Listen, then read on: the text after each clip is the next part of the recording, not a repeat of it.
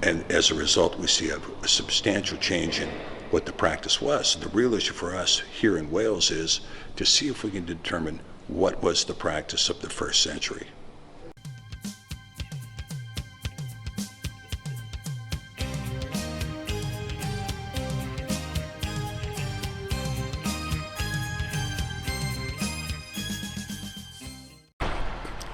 Hello, I'm Ross Broadstock from Britain's Hidden History, and invite you to watch this part of a series of videos we made back in the summer of 2019 when Dr. Pidgeon came to visit from America, and we were tracing the very birth of Western Christianity across South Wales to the first churches, ancient cathedrals, and an absolute revelation to me was the symbology that Dr. Pidgeon was able to show in Llandaff Cathedral, this very, very ancient church.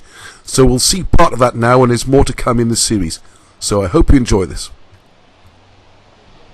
We're discussing the stained glass window here that's found in this cathedral, which is the oldest cathedral in Europe from 170 AD. And what we see here is a depiction of St. John, Moses, and St. Paul.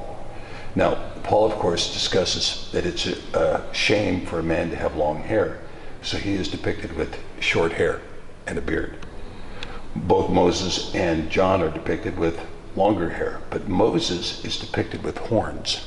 And the reason Moses is depicted with horns has to do with Eusebius, when he was putting together the Latin Vulgate, did not understand the Hebrew, which basically said his face was radiating, and instead he construed it as his head had horns.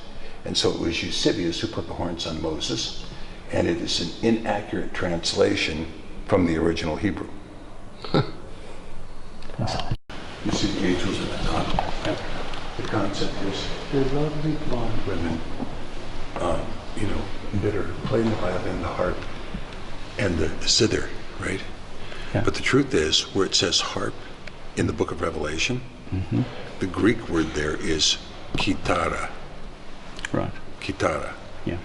Now you might say, well, that's a zither. Yeah.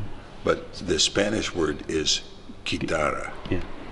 And the Welsh had an old guitar in ancient times. The Welsh had an old guitar which was called a crwyth. Crwyth? C-R-W-Y-T-H. There's a box with the strings on it. Yeah. And it was similar to So they should have guitars, should they, not violins? I've never heard of anybody playing a violin ever being Well, described. there's definitely a bow involved on the one of them. Yeah, there's a violin there. And the one at the top looks a bit more like a guitar, in fairness. Yeah, and potentially a zither, what they call a zither. Yeah. Maybe. The top one does look like a guitar. They've actually found an artifact of a guitar, 6-string, with a very small body, a little bit bigger than a violin body, but thick. Yeah. Like this, with a hole in the middle. Okay, so again, we're looking at another stained glass depiction here. And we have 3 people in the middle here. We have Sanctus Simon, or Saint Simon, Sanctus Petrus, or Peter, and then Sanctus Judas, or Judah. And you have to remember that there were 2 Judas, right? One betrayed Judas Iscariot, Or Iscariot, as you say, yeah. or Iscariot. The Iscariot is the Greek for Ishkirot. Ishkirot means townsman. Kirot, town. Ish, man. Ishkirot, the townsman. And of course, Sanctus Petrus was also known as Shimon. Shimon bar Yonah was his name in Hebrew, or Ben Yonah. But there was another Shimon who was the father of Judas, Sanctus Shimon, the second Shimon, or Simon the Zealot. But here you see this is a very interesting piece, because this is showing Shimon the Zealot as the fisherman. But we know Peter was the fisherman. He was the fisherman who was known as Shimon bar Jonah, or bar Yonah, or Ben Yonah, who Mashiach called Kephah. Now, if you remember in the movie The Passion, that was done by Mel Gibson, they referred to him as Cephas. Cephas. That's a Latin phraseology for the term Kephah, but Kephah is the term that was found in the Ivrit. It does not mean rock. Kephah means green wine. It means wine that's not ready to be served. And so the nickname that the Messiah gave Peter was green wine. You're not ready to be served yet. Now, he would, of course, become ready to be served, but it would be a while.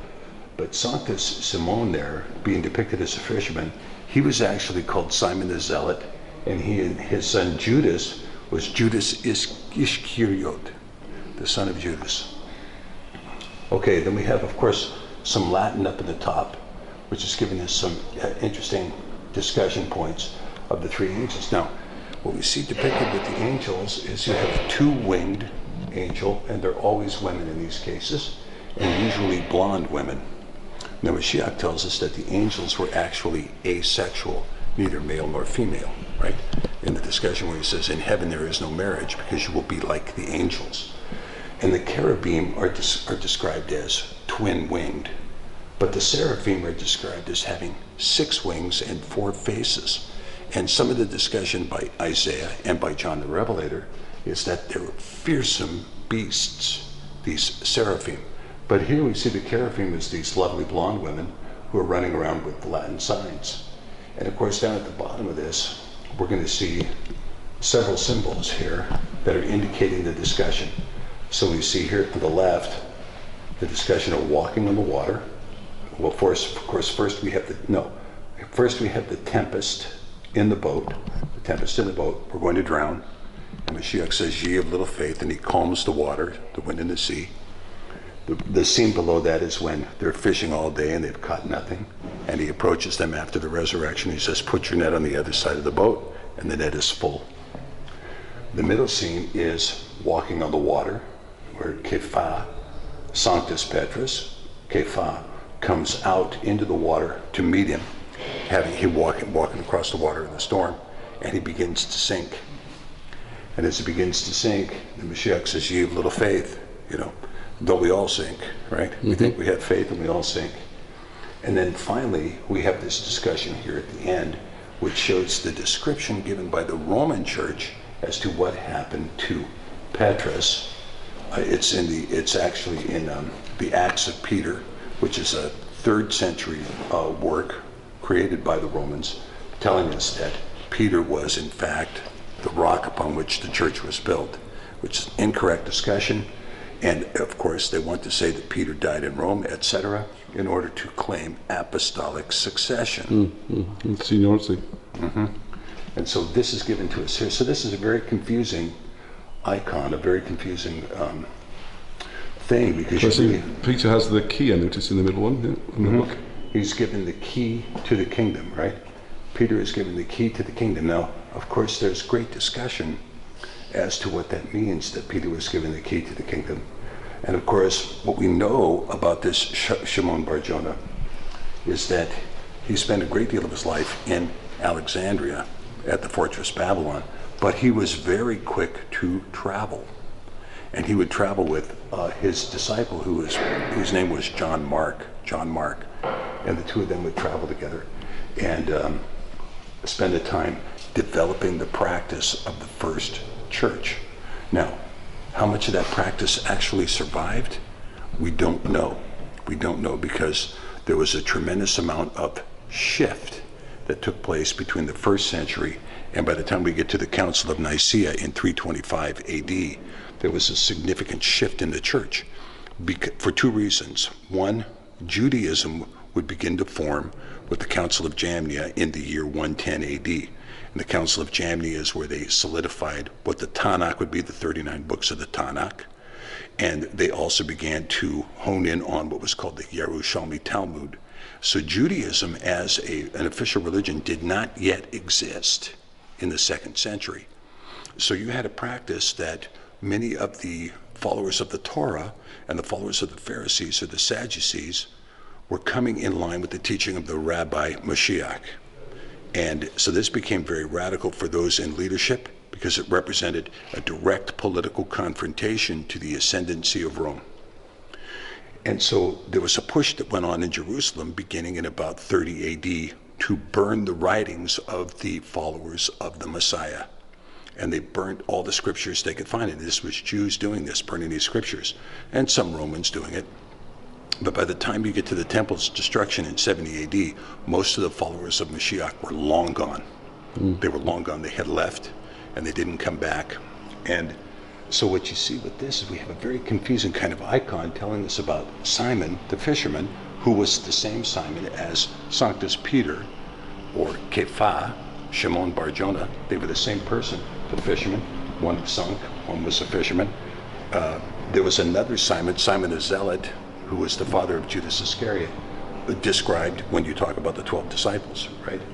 So anyway, the practice of the church then reformatted, it changed. Constantine said, look, we're getting pressure from the Jews who say, get off our Sabbath, get off our feast days, go somewhere else. So we saw this pressure coming also from the Greeks, really out of the Marcion camp, that said that there was a new faith, a different God even, and that you were not to be Judaizing. And so two pushing forces, one from the left, one from the right, were pushing the doctrines apart.